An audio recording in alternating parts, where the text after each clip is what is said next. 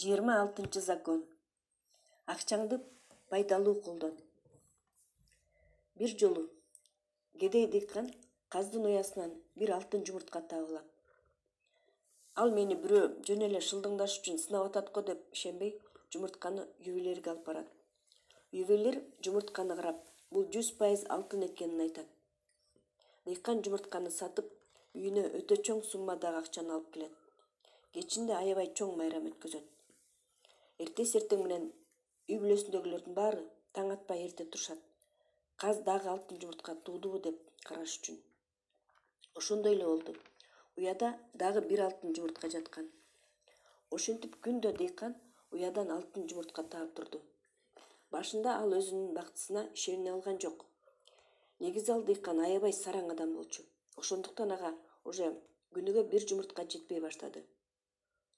Ал сарайга барып, казды союп салды. Ичиндеги бардык жумурткаларды алыш үчүн. Бирок ал каздын ичинде жаңыдан пайда болуп келаткан кичинекей жумуртканы эле тапты. Бул окуядан жыйынтык: өзүңдүн каздарыңды өлтүрбө.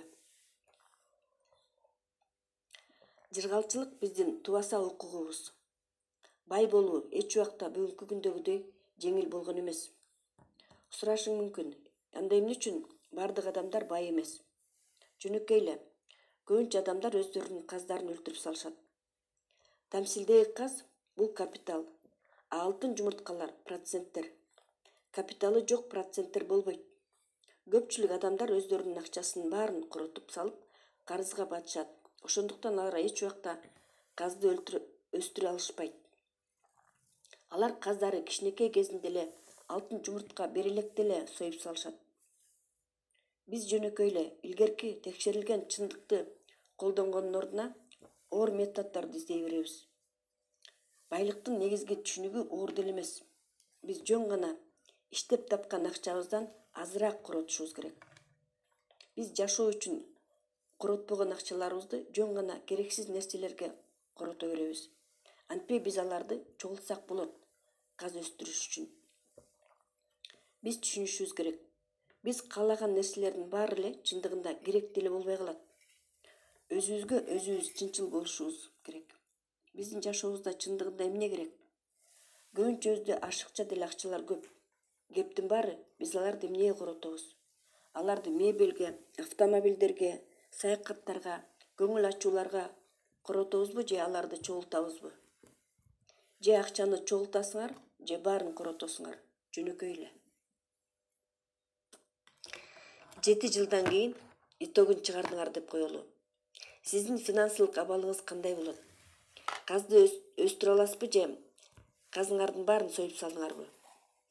Инвестициялык капитал пайда болобу же болгон акчаңардын баарын коротуп салдыңарбы? Баасы жок эле нерселерге. Нан сатып алып атканда нан бышыргычка акча төлөйсүңөр. Мөмөр жемиш сатып алганда аны саткан адамга акча төлөйсүңөр. А өзүңөргө качан акча төлөйсүңөр? Жооп: өзүңөргө чогултуп баштаганда гана. Көпчүлүк адамдарда дайыма чогултуп турганга дисциплина жетишпейт. Мында жөн эле система жардам бере алат. Каздын счетун ачкыла. Долгосрочный сбереженияга счет ачып, ар бир айдын башында 10% салып тургула. Бул акчаларды вкладка гана колдонуу керек. Башка эчтекеге эч качан коротпош керек. Көңүл ачуу жөнүндө унуткула. Көңүл ачуу үчүн өзүнчө счет ачкыла. Бул счетко да ай сайын акча салып тургула, 5 же 10%. Бул акчаларды эч кыйналбай, уялбай эле колдонсоң болот. Ошентип бардыгы жөнүндө кам көрөсүз. Азыркы жашооңуз үчүн кам көрүп жана келечегиңиз үчүн да акча салып атасыңар. Байкадыңарбы, биздин жашоо стандартыбыз биздин доходубуздун өсүшүнө жараша өсөт. Ошондо сиздин өсүп аткан доходуңузга карабай байлыгыңыз деле көбөйүп кетпейт. Бул жерде дагы жөнөкөй уловка жардам бере алат. Зарплатанын ар бир өсүшүндө 50%-ын сберегательный счетко которуп туруңуз. Азыр сиз азыркы эле доходуңузга көнүп калгандыктан бул экономия сизге кыйынчылык деле туудурбайт. Ошентип жарым прибавкага көнүп каласыз. Ошентип накопленияңыз ар бир зарплатанын өсүшүндө да көбөйө берет. Ошондо деле эч кыйналбай жашайсың. Көбүнчө адамдар өзүнчө акча бөлө албай атабыз дешет өз алдынча ишкерлер. Анткени алардын доходу дайым өзгөрүп турат. Мындай кылуу туура эмес эле болбостон коркунучтуу дагы. Анткени булар өз алдынча ишкерлердин законун билишпейт. Сиз бир эле убакта фирманын жетекчиси жана сотрудниги дагы болушуңуз керек. Бухгалтердик иштердеги акчаны бөлгөндү билиш керек. Ал үчүн 2 текущий счет керек. Фирма үчүн жана өзүң үчүн лично. Өзүңдү нормальный сотрудник катары көрүшүң керек. Эгер фирмаң прибыль алып келсе, анда прибыль сага лично таандык эмес, ал фирманыкы. Сиз нормальный сотрудник дегиле айлык зарплатага жашашыңыз керек. Ай сайын фирманын счетунан өзүңүздүн счетуңузга которуп турушуңуз керек. Четко аныкталган сумманы. Ошондо фирманын накоплениясы сенин личный счетуңа фирманын доходунун өзгөрүшү жолтоо болбойт. Финансылык пландарыңа жолтоо болбойт. Зарплата өтө эле көп болбош керек. Ал өткөн жылкы прибыльдин 40%-ын гана түзүшү керек. Анткени сизге налог төлөшүңүз керек. Инвестицияга кетиресиз. Резервный фондко которушуңуз керек. Ошондуктан ишкердей болуп ойлонуңуз. Кызматчыдай эмес. Сиздин өздүк муктаждыгыңыз фирманын финансылык абалына зыян келтирбеш керек. Эгер жогорку айтылгандай кылып счеттордун системасын түзбөсөң, акча жаатында жагымсыз сезимдер пайда болушу мүмкүн. $1 коротуп дагы өзүңдүн покупкаң үчүн сүйүнө албайсың, аны экономдосоң болмок деп.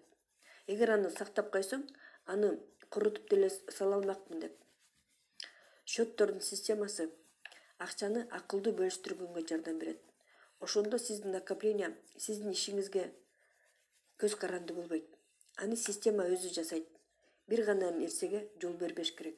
Эч качан бул акчаларга тийбеш керек. Андан көрө бул акча меники эмес, бул менин казымдыкы деп ойлоңуз. Эгерде ошол акчаңды короткуңуз келсе, акылы жок крестьянинди ойлонуңуз. Сиз андай келесоолук кылбайсыз да, туурабы? Финансылык ийгиликтүүлүк жогорку айткандардан келип чыгат.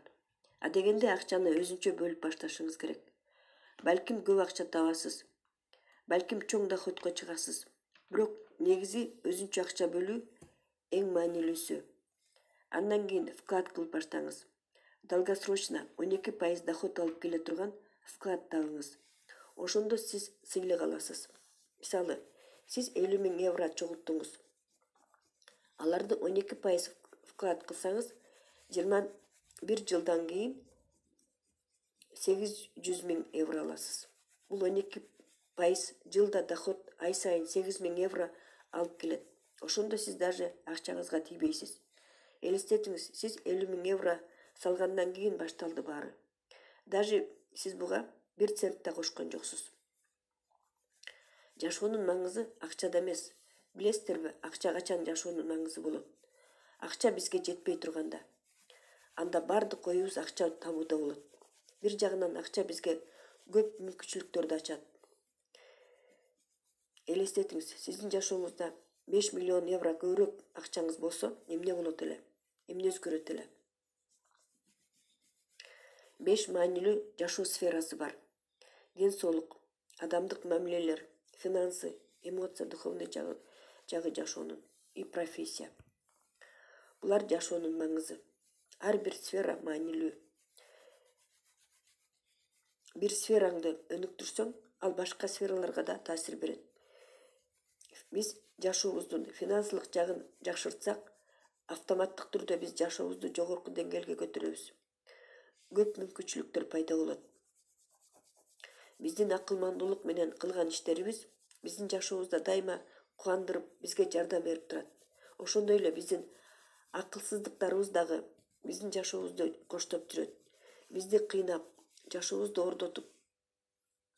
Чечим биздин колубузда. Акча деле башка нерселердей эле бизге иштешет, же бизге каршы иштешет. Көбүнчө акылдуу адамдар эч убакта чындап өз финансылары менен алектенишкен эмес. Ошондуктан алардын финансысында хаос болуп турат. Алардын деңгээли андай төмөн эмес да. Биз өзүбүздүн финансылык сабаттуулукту өнүктүрүп турушубуз керек. Акча биздин аярлуу жагыбыз болбошу керек. Акча жакшы энергия болуш керек. Биз канчалык бай болсок, ошончолук башкалар үчүн жоопкерчиликтүүбүз.